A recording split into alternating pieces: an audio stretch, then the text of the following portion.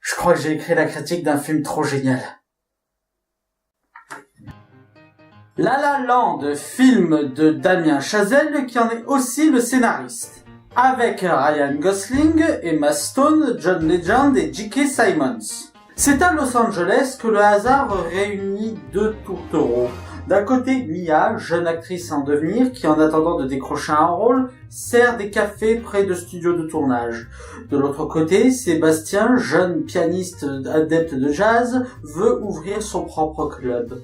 Les deux tourtereaux tombent amoureux, mais est-ce que leur amour va tenir face aux imprévus de la célébrité? Ce film est parfait. Voilà, c'était la critique de La La Land, j'espère qu'elle vous aura plu. N'hésitez pas à mettre un pouce vert si c'est le cas et à partager sur les réseaux sociaux. D'ici là, ciao!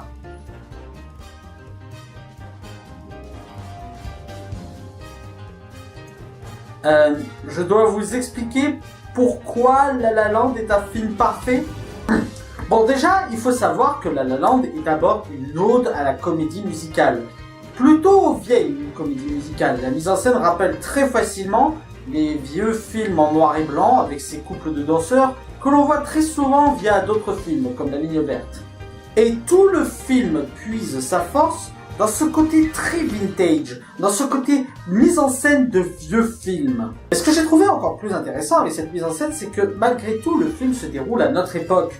Du coup, on a un film qui a ce parfum de vieux films et de vieilles comédies musicales et qui pourtant a cette esthétique et cette qualité des films de notre époque. Bon, par contre, autant vous prévenir tout de suite, ce film, c'est du jazz.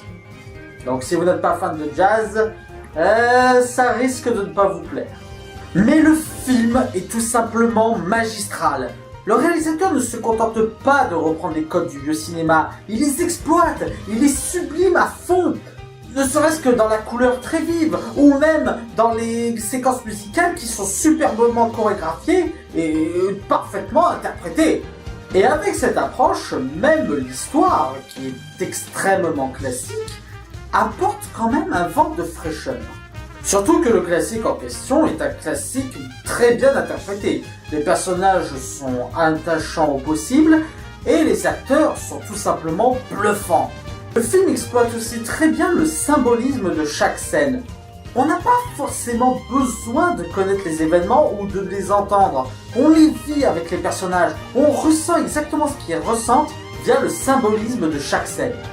Que ce soit par l'interprétation des acteurs, la mise en scène ou même les chansons, le film arrive à nous provoquer les émotions qu'il veut nous provoquer. Il arrive à nous faire rire quand il veut être drôle, il arrive à nous faire pleurer quand il veut nous faire pleurer.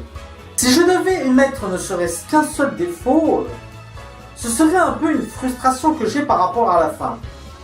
C'est pas vraiment un défaut en soi, mais j'ai du mal avec le tournant que prennent les comédies romantiques avec ce genre de fin. Mais à part ça, je n'hésite pas à dire que ce film est tout bonnement magistral et qu'il mérite amplement son succès ainsi que les 7 Golden Globes qu'il a raflés. Par contre, j'ai une peur vis-à-vis de Damien Chazelle.